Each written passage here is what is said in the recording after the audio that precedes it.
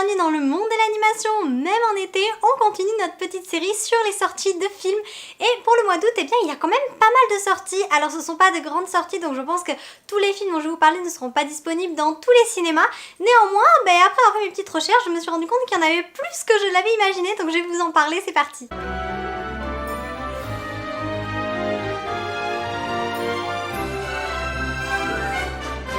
Donc nous commençons ces sorties par un film d'animation 3D tout mignon qui va sortir le 2 août dans nos salles et pour le coup je pense que celui-ci il sera diffusé un petit peu partout. J'ai eu la chance moi de voir la bande-annonce au cinéma en allant voir je ne sais plus quel film, je crois que c'était en allant voir Indiana Jones d'ailleurs, un peu bizarre, mais bref. Il s'agit du film Magique qui est un film luxembourgeois et allemand. Il est réalisé par Caroline Auriger et sa date de sortie est officiellement le 2 août donc 2023. Ça a l'air tout mignon, plutôt quand même... on va dire quand même un petit peu plus enfantin. Je pense que le film est davantage destiné à un jeune public. Ils disent d'ailleurs qu'il est accessible dès l'âge de 3 ans, donc vraiment l'histoire a l'air toute mignonne, mais moi j'ai trouvé les graphismes vraiment mignons. Bon, c'est pas, on dit pas waouh c'est magnifique, c'est vraiment, c'est mignon, c'est gai, c'est coloré, voilà, je pense que c'est un joli divertissement, vraiment plus à voir en famille, mais en tout cas un joli divertissement à découvrir quand même. Il existe un monde magique où vivent de drôles de fées qui, la nuit venue, s'invitent déposer des cadeaux chez les humains. L'une d'elles, Violetta, un peu tête en l'air, se retrouve coincée sur Terre. Heureusement, elle rencontre Maxie, 10 ans. Celle-ci fera tout pour aider Violetta à retourner chez elle.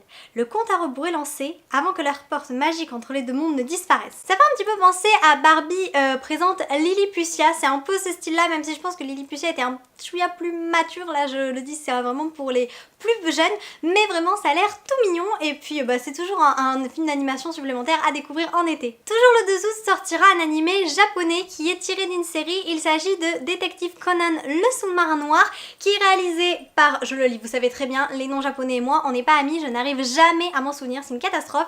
Donc il est réalisé par Yuzuru Tashikawa, il est sorti au Japon au mois d'avril, c'est donc un film d'animation 2D qui dure 1h50 et d'ailleurs j'ai oublié de vous spécifier la durée pour l'autre film, Magique dure donc 1h20, c'est pour ça que c'est vraiment un film très court, celui-ci est un peu plus long et il s'agit du 26e long métrage issu de la série Détective Conan. Je ne connais absolument pas, j'en ai vaguement entendu parler, mais vraiment voilà, je ne vais pas apporter davantage d'informations parce que moi-même je n'ai jamais vu cet animé, je n'ai jamais vu la série, je crois d'ailleurs qu'il existe en manga, je ne les ai jamais lus non plus, donc je vais pas trop m'étendre, je vais vous lire le résumé et puis écoutez, s'il y a des fans parmi vous, n'hésitez pas un petit peu à éclairer ma lanterne en commentaire. Sur l'île de Hachijojima, Tokyo, une équipe internationale d'ingénieurs est réunie pour une opération à grande échelle au sein de la bouée du Pacifique, une installation en mer permettant de relier entre elles les caméras de sécurité des policiers du monde entier.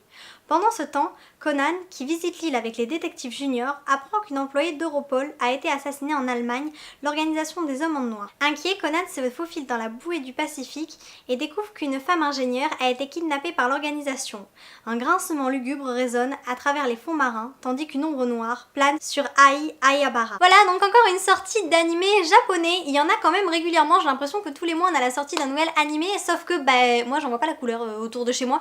Je pense qu'il faut vraiment aller dans des cinémas spécifiques. Là où j'étais avant, il y avait un cinéma d'animation qui passait donc exclusivement de l'animation et généralement j'arrivais à trouver ces films là, mais c'est vrai qu'autrement dans les cinémas un peu plus traditionnels c'est rare d'avoir droit à des séances sur les animés japonais, donc sait-on jamais si ça vous intéresse et que vous l'avez dans votre cinéma, vraiment profitez-en. Ensuite le 9 août sortira je pense le film d'animation qui est le plus attendu du mois d'août, oui, qui a été quand même pas mal attendu tout court on va dire. Voilà, il s'agit de Ninja Turtle Teenage Years qui est donc le film d'animation qui est inspiré je crois du film Les Tortues Ninja. Je n'ai pas vu les Tortues Ninja non plus, c'est un univers qui ne m'attire pas particulièrement, donc j'ai déjà vu les bandes annonces, j'ai déjà vu des extraits comme ça, mais voilà, les films en eux-mêmes je ne les ai jamais vus, donc je sais pas exactement ce qu'ils ont fait avec ce film d'animation. Si j'ai bien compris, ils ont quand même repris l'esprit des Tortues Ninja, ça je peux affirmer ça sans trop me tromper je pense. En revanche ça serait donc l'âge, l'adolescence de ces Tortues Ninja, donc à voir ce que ça donne. C'est donc un film d'animation américain, il est réalisé par Jeff Rowe et Kyler Spears. Il est apparemment sorti au mois de juillet aux États-Unis puisque c'est un film d'animation américain et il dure 1h39. Voilà, donc je pense que ça c'est peut-être le film le plus familial d'entre tous ceux que je vais vous présenter là. C'est vraiment celui qu'on peut aller voir je pense avec plusieurs générations confondues. Alors peut-être pas les grands-parents s'ils sont pas très fans des Tortues Ninja, mais à part ça je pense quand même que c'est le film d'animation le plus intergénérationnel de ces sorties du mois d'août. Après des années passées loin du monde des humains, les frères Tortues entreprennent de gagner le cœur des New-Yorkais et d'être acceptés comme des adolescents normaux grâce à des actes héroïques. Leur nouvel ami, April O'Neil, les aide à s'attaquer à un mystérieux syndicat du crime, mais ils se retrouvent dépassés par les événements lorsqu'une armée de mutants se déploie contre eux. Et ben écoutez, si ça vous intéresse de voir une armée de mutants se déployer devant les Tortues Ninja, je vous conseille d'aller le voir au cinéma. Il sort donc le 9 août. Ensuite, le 16 sortira un film, et là j'ai l'impression que je l'ai déjà vu parce que j'ai vu en tout, je crois, 7 fois la bande-annonce dans mon cinéma. Je l'ai vu 4 fois avec Élémentaire, je l'ai vu avec Indiana Jones, je l'ai vu avec Le Manoir Hanté, bref, vraiment, ça fait 6, je crois que j'ai loupé un truc, bref, j'ai vraiment vu cette bande-annonce 6 ou 7 fois, je n'en peux plus. Il s'agit du film Les As de la Jungle 2, Opération Tour du Monde. C'est donc la suite du long métrage, eh bien, Les As de la Jungle, le numéro 1, qui était sorti en 2017, et pour une fois c'est un film d'animation français, ça fait plaisir un petit peu de voir des films d'animation français à l'affiche, et c'est donc un film d'animation 3D qui est réalisé par Benoît Somville, Yannick Moulin et Laurence Bru, et il est d'une durée de 1h25, donc encore une fois un film plutôt court. Bon, ça a l'air fun, c'est vraiment les films d'animation drôles, très très légers, avec beaucoup de blagues, voilà, c'est vraiment le film d'animation très sympathique qui fait beaucoup rire les enfants, ne serait-ce que la bande-annonce, j'ai vu les petits rier beaucoup dans la salle, donc voilà, je pense que c'est quand même un film qui est destiné à un plus jeune public, mais en tout cas c'est toujours très agréable de voir des films d'animation français, encore une fois, et puis c'est quand même une suite, donc je sais que Laurent avait bien pris, il y a également la série qui existe, donc moi je suis plutôt contente de cette sortie, même si je suis pas certaine d'aller le voir, en tout cas voilà, ça fait un film de plus pour l'été. Une étrange mousse rose se répand sur la jungle. Il s'agit d'une invention d'Albert, un tatou scientifique génial disparu depuis des années. Cette étrange mousse rose a la particularité d'exploser au contact de l'eau, et la saison des pluies est dans un mois. Pour sauver la jungle, il n'y a pas une minute à perdre. Il faut retrouver Albert, le seul à pouvoir fabriquer un antidote. Les As décident de partir dans le Grand Nord à la recherche de Camélia, la fille d'Albert, car elle seule sait comment le retrouver. Et bien voilà encore une grande épopée pour nous petits aventuriers, les As de la jungle. Donc un film encore une fois très familial, très coloré, plutôt enfantin, mais en tout cas sympa pour l'été. Ensuite, le 18 août, nous avons droit à un film d'animation sur Netflix, donc pas de cinéma pour celui-ci, il sortira bien évidemment directement sur la plateforme. Il s'agit du film Le Roi Singe, même si je suis pas complètement certaine que le titre va être traduit parce que je n'ai trouvé des affiches uniquement en anglais et j'ai trouvé certains titres en français, donc je ne suis pas sûre, je sais pas, peut-être qu'il sera traduit ou peut-être qu'il ne sera pas, en tout cas il y aura une version française, mais je ne sais pas si le titre sera en français. Parfois il y a des titres qui changent et parfois ils sont traduits, d'autres pas. C'est comme White Snake, en fait c'est pas traduit le serpent blanc, le film est en français mais le titre reste américain, donc allez savoir pourquoi. Bref, toujours est-il que vous imaginez pas combien de fois j'essaie de répéter le titre en anglais, c'est hyper difficile les deux mots d'affilée. The Monkey King. The Monkey King. The Monkey King, ouais c'est plus facile en français, je vous le dis. Il est donc réalisé par Anthony Stacchi, c'est un film d'animation 3D et il dure 1h32, donc il est pas trop long.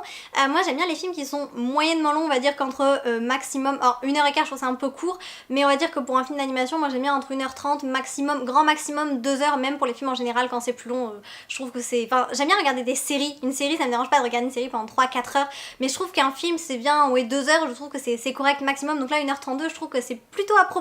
Le film est inspiré du classique Journey to the West, qui est donc une œuvre de la dynastie Ming, et on n'en sait pas beaucoup plus sur ce film, j'ai vraiment trouvé très peu d'informations dessus, donc je suis vraiment curieuse de le découvrir et de voir ce que Netflix va nous proposer avec Nimona. Bon, même s'ils ont quand même, le film avait été repris de Blue Sky, bon bref il a été retravaillé entre temps, donc vraiment une œuvre 100% Netflix. J'ai hâte de voir ce que ça donne. On avait déjà eu le droit à l'éléphant et le magicien au mois d'avril, ouais je crois avril-mai par là, et là maintenant ils nous proposent encore une nouvelle œuvre, et donc moi je suis souvent très friande des films d'animation. Netflix je trouve qu'ils proposent vraiment de belles œuvres à découvrir, donc ça c'est toujours chouette. Un singe équipé de son bâton de combat magique part dans une quête épique au cours de laquelle il doit affronter des dieux, des démons, des dragons et le plus grand ennemi de tous, son propre ego. Donc je pense que par rapport au résumé, on peut s'attendre à un personnage très égocentrique, peut-être un chouïa désagréable. Est-ce qu'on ne va pas adorer le détester? C'est peut-être probable, je n'en sais pas plus, mais en tout cas, ce film je pense sera très intéressant, comme tous les films Netflix finalement. Le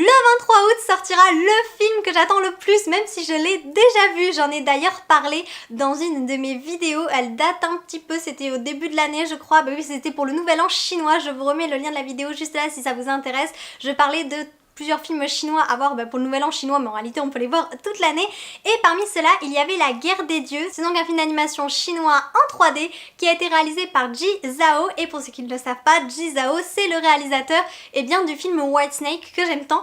Donc en tout cas on retrouve énormément les graphiques de Whitesnake dans ce film. Il est sorti fin 2022 en Chine et moi j'ai eu l'occasion de le voir en ligne. Il était disponible en chinois sous-titré anglais, donc c'est vrai que ça fait beaucoup d'informations, je lis relativement bien l'anglais, mais c'est vrai que le chinois plus l'anglais, j'imagine que j'ai peut-être pas profité aussi bien du film que j'aurais pu en profiter si par exemple il avait été tout en anglais, ou français-anglais, bref. Là en tout cas il sort en français, il sort en France dans les salles, alors je sais pas s'il sortira dans tous les cinémas, mais sincèrement pour l'avoir vu je trouve que c'est un film magnifique, donc j'ai très envie de le revoir. J'aimerais encore plus pouvoir le voir au cinéma, ça serait vraiment fantastique, donc je croise les doigts pour le trouver en cinéma parce que vraiment c'est le film qui me tente le plus. Vous savez comme Whitesnake est un beau film, enfin combien je l'ai aimé, même si bon, on sait les films chinois c'est jamais de grands happy end, mais c'est pas grave, ces films sont vraiment beaux. Autrefois considéré comme un dieu puissant, Yang Jian a été réduit à la condition d'un tueur à gages déchu.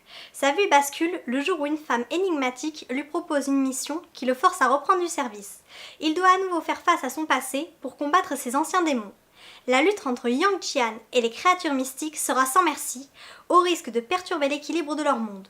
Une course contre la montre pour sauver le destin de leur univers. Voilà, c'est donc une grande épopée, c'est un film à grand spectacle avec une très belle animation. Après moi j'avais adoré celle de Whitesnake, j'ai vraiment été séduite par celle de La Guerre des Dieux. Donc celui-là franchement si je dois vous en recommander qu'un à voir pour cet été, pour le mois d'août, ça serait celui-là. Après voilà, ce n'est que mon avis, je ne suis peut-être pas à 100% objective étant donné que j'aime beaucoup ce que fait ce réalisateur. Mais en tout cas, La Guerre des Dieux, si vous pouvez le voir, je vous le conseille. Le 25 août, et là je vous avouerai que la date est un petit peu bizarre puisque toutes les annonces à l'exception des films donc sur les plateformes, les films Disney+ et Netflix ne sortent pas forcément le mercredi. En revanche toutes les sorties cinéma en France sortent le mercredi et celui-là il sort le 25 et ça tomberait donc un vendredi et toutes les dates, j'ai regardé sur plusieurs sites, je me suis renseignée et à chaque fois la date tombe le 25. Donc je ne sais pas écoutez quand est-ce que ce film sortira réellement.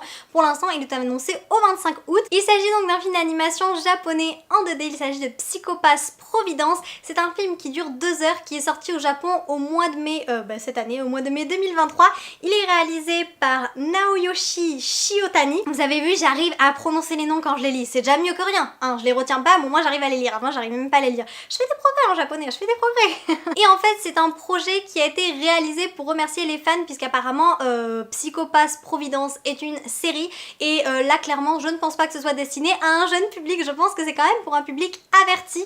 Je sais pas s'ils ont spécifié un âge, je n'ai pas trouvé, mais moi, d'après ce que j'ai vu au niveau des images, des clips et du reste, je pense qu'en dessous de 14-16 ans c'est peut-être un peu juste, ça a l'air quand même assez violent, ça a l'air d'être un drame psychologique en plus d'un film avec de la violence physique, donc je veux pas m'avancer, je n'ai pas vu l'animé, mais apparemment voilà, c'est quand même pour un public averti. Là je suis vraiment pas convaincue qu'il sortira dans tous les cinémas, celui-là, d'autant plus que la date du 25 est quand même reste assez floue, en tout cas il fait quand même partie des sorties du mois d'août, donc je me suis dit que ça pourrait peut-être en intéresser certains d'entre vous si jamais il y a des fans de cet animé ou de la série ou qui juste, peut-être qu'il y en a parmi vous qui aiment juste découvrir de nouveaux animés japonais. Parfois de voir un film d'animation ça donne envie ensuite de découvrir la série, donc ça peut toujours être sympa. Akane Tsunemori reçoit un rapport faisant état d'un accident survenu sur un navire étranger.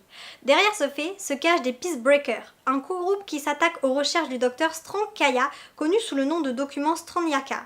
Réuni à nouveau avec Shinya Kogami, un ancien membre du bureau, Akane est confrontée à une affaire d'une ampleur inattendue. Si la vérité éclate au grand jour, elle risque d'ébranler le gouvernement japonais et le système civil. Ouais bien je trouve que le résumé donne plutôt envie, en tout cas moi il me rend curieuse, je pense pas découvrir la série ni le film parce que je pense que le film sera difficilement trouvable. Néanmoins je pense que voilà, pour les fans ou pour ceux qui ont envie de découvrir un film d'animation japonais, ça peut toujours être une bonne alternative. Et pour clôturer ces sorties du mois d'août, je reconnais qu'il y a quand même beaucoup de films, je pensais qu'il y en aurait pas du tout et en faisant mes recherches je me suis dit waouh mais il y en a beaucoup quand même pour un mois d'août.